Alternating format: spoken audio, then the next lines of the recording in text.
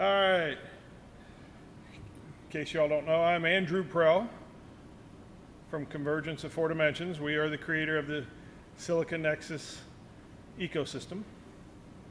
It's a cross-reality virtual universe with a blockchain backbone that secures the digital assets for the players. And I'm here to give some economic lessons from video games.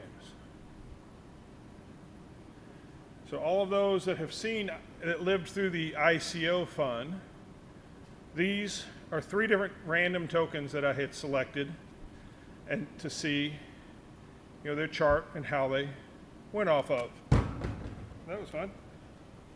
I'll put that in here. So, and then I compared those, making sure they're up there. I compared those to 3 different video game companies. Anybody notice a distinct difference? With what they did with the ICO markets, they pretty much did pump and dumps to get everybody excited about it, but then you would do the hype, get everybody excited, everybody would get in, then they would dump all of their coins, and people would realize that this thing isn't ready to ship yet, so finding reality, and then they would search for a long time for an organic marketplace, and those that found an organic marketplace have exploded lately, and those that didn't have disappeared. So the hype cycle is really bad for the video game industry. Video game industry has been has created virtual economies and had virtual currency for almost 30 years now. And we've learned in that 30 years that hype cycle is the death of an ecosystem.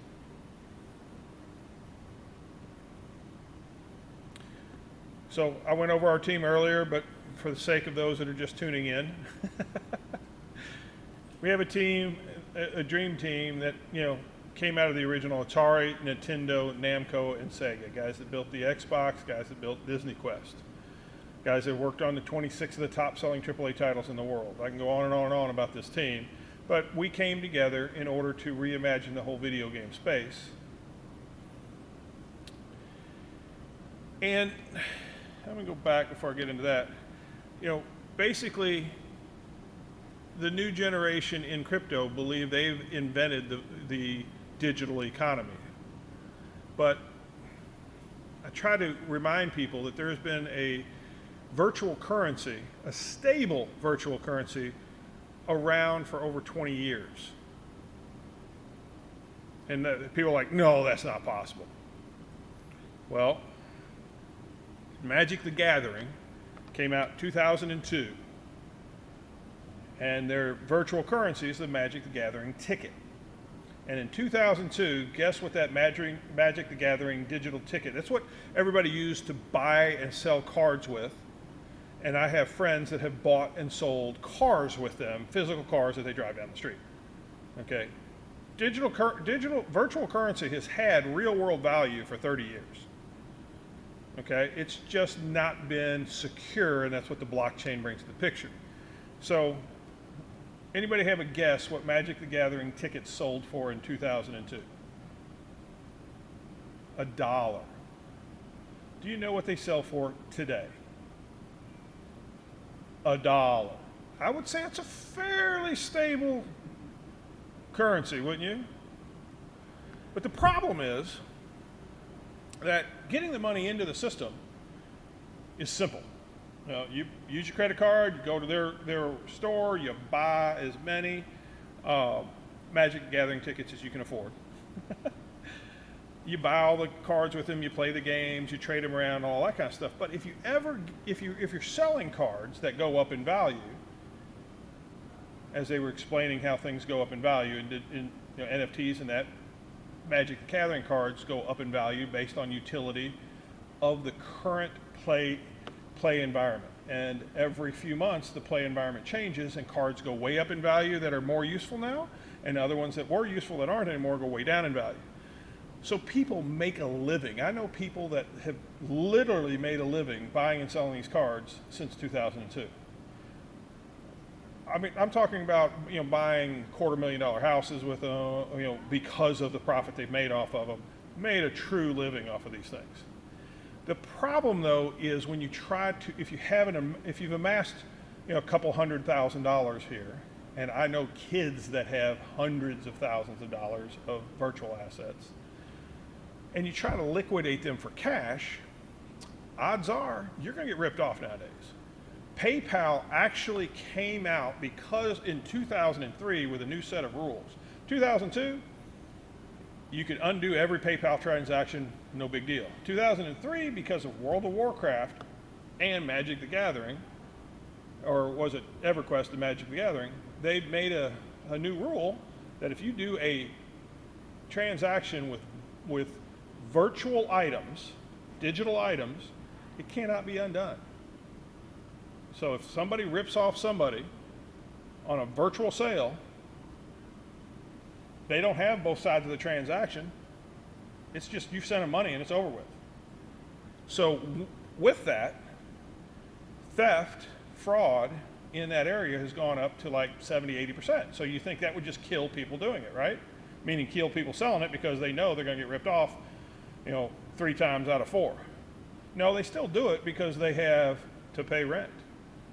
Some kid that has $80,000 in virtual assets and no cash, yet has, a rent payment due, he's got to get his money somewhere. So they'll keep doing it. And there's that much money that has to trade hands. That's why it just goes on and on and on. Anyway, we decided to take that exact model, except put it on the blockchain. So it's secure going in and it's secure going out. And there is no way anybody can rip anybody off. So we've used an established model around the Magic the Gathering ecosystem, which is roughly about $500 million. Just that one card game, second-hand ecosystem. And we're going to plan on expanding it to the whole video game industry, which is now about $280 billion.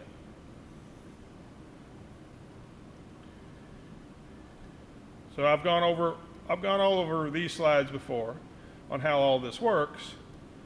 So I'm going to skip over them and get to some of the meat here. So we minted our tokens back in May of 2018 at Run for the Unicorns. So may the 4th be with you. These are the droids you're looking for.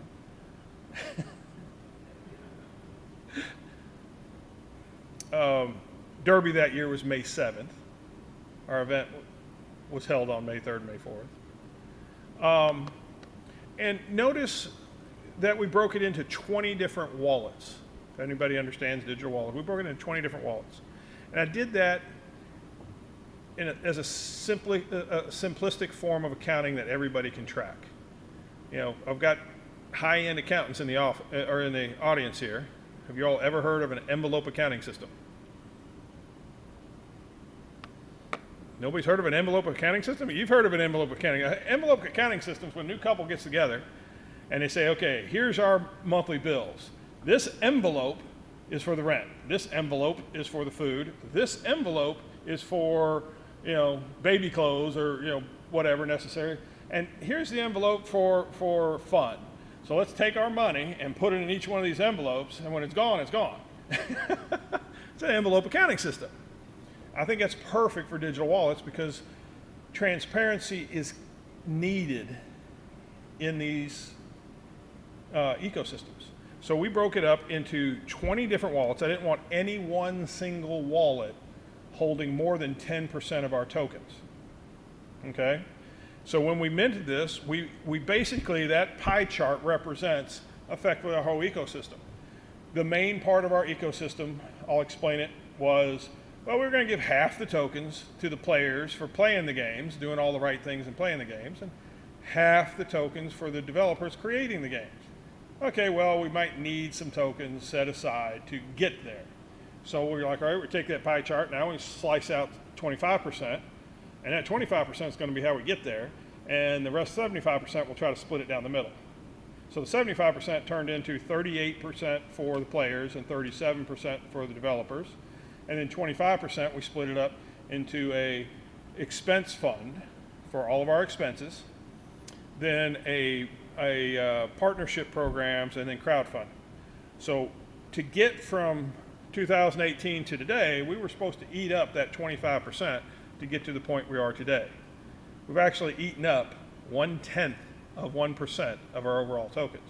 So we can redeploy, that other 24%. Then if you notice the big blue section and the purple section, that was the developer funds to reward developers for creating content for the ecosystem. Okay? The reason we separated that purple thing is like, that's a big task, because we got to the point where we were almost ready to do that. It's like, now we've got to run around and we got to do our due diligence on all these thousands upon thousands of games out there, content out there, and it doesn't have to be just big games. And we're talking infrastructure, blockchain, any project that can benefit our ecosystem is a valid use for those tokens. Any project that can benefit our ecosystem is a valid use for those tokens. It's exactly what they did with the Xbox. They didn't just invest in games with the Xbox, they invest in infrastructure. They invested a lot with like 3Com and a lot of companies to make the networking possible for the Xbox to work. So anything that makes our ecosystem stronger and better is what that stuff goes for. That's a lot of work. So we were like, how can we get other people to do this for us? And that's a standard venture capitalist. So why don't we take a portion of those developer funds and break it up into investment funds and get professional managers to manage those for us, and that way they can make money off of the profits from those funds. That's exactly what a VC does, right? So we broke those into 10 different investment funds and infused those investment funds with 200 billion tokens. Is that right? Yeah. 200 million tokens each, 200 million tokens each. Get my numbers right. No. 10 billion tokens each. That's right. 10 billion tokens each at 2 cents a piece make them $200 million funds. And we were going to peg the token at 2 cents. Notice I said we were going to peg the token at 2 cents. I just had a lot of people in the audience go, oh my God, he didn't do it. So we were going to, at this point in time, we're going to peg the token at 2 cents in order, because all of our attorneys were like, this is the best way, because who's going to speculate on a token if it's pegged at a price? So that was a way back then to make sure we could do this legitimately with the SEC rules and all that. Well, the SEC rules have changed. The attorneys have gotten more knowledgeable. The SEC's got more knowledgeable, and they've given us other ways to do it. So I'll get back into that when I talk about the investment funds, which is the tail end of this talk. So basically our starting position, where we're at is still today, because we didn't really move any during COVID, is the circulating supply. There's less than 1/10 of 1% in circulation. We have this big pot of droids that will get into circulation through our marketplace and or our investment funds. We will pull profit out of that, and then we'll take up to 20% of our net profit and put it back into the ecosystem to make sure we have a stable ecosystem. And we figured out how to do that with these things called relay tokens, which is pretty much a really good valve to make sure that we don't get the market. You don't want your market too hot, you don't want your market too cold. You want your market just right so everybody stays happy. If you make it too hot, it'll explode very quickly. If you make it too cold, nobody wants it. So you got to keep it just right, and that's a relay token will allow us to do that. And then that puts buying them back out of that area through that, we'll put it back into our coffers. So that's where we're at today. And all right, so the Bancorp relay tokens, you really need to look into Bancorp relay tokens, and also oh my gosh, names run out of me. The relay tokens plus the Uniswap tokens. Both of them do similar things. One does it with Bancor tokens, one of it does with Ethereum. We're going to use both to balance our ecosystem. Where we want to get to in 5 to 10 years is a good 80% of our tokens in circulation supply, out in circulation, going through people's wallets, or that sort of thing, and pulling, up to 20% to always keep that network happy. We want to benefit the network, we want to keep it growing, but we want to keep it happy. We don't want to make it overheat and explode, because that happens to a lot of ecosystems and it kills it. Game ecosystems have taught us over the years that will kill you. So basically this is a flow of what happens. We've got it in our holdings, we get the tokens out of our holdings through our marketplace, it gets into the ecosystem, we can pull them back in through Bancor by buying them, and it's a nice round ecosystem. However, currently it was imbalanced. All right, we have more of that 1/10 of 1% that's out there. You have more sell demand than buy demand. And if we push our token out on the market there, especially if it's not pegged to the dollar, then we'll just kill the value of it if we push it out too early. We have to have an organic demand on our token to make sure it's balanced. Well, that's when we went to IAPA and found out that everybody wanted what we did, and we can balance the token through the arcades, because if they're basically paying us for the prizes through our droids, and it's cost them, let's say, 2 cents to pay us with a droid if they bought the droids from us, or they can buy it off the secondary market for 1.8 cents.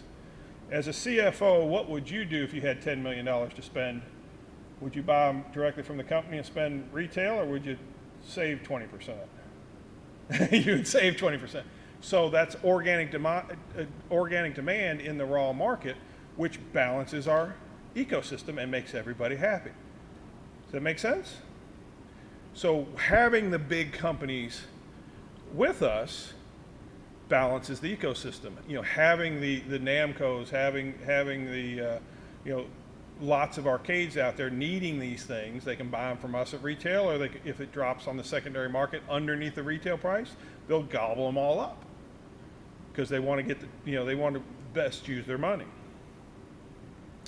So, like I said, the future's all digital, and that's where we're going with that. So now, let me jump into the token funds. This was supposed to be done by Jason Charles of Adela. He couldn't make it up here. Basically, he's having selling a house issues when he was buying a house. He sold his house, moved into a hotel, and the house he was buying fell through. So he's kind of straightening that problem out, so he couldn't be up here. So he actually structured them, and I will say that as of 3 days ago, we've started the process with the attorneys to finish out the secondary entities that will run these funds.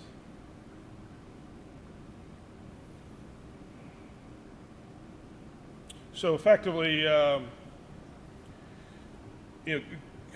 what's he got here? We work towards our mutual success. What I wanted to get to is, that the portfolio manager manages the fund, and they make their standard 2 and 20. They get 2% off of everything that they have invested from the fund for managing it.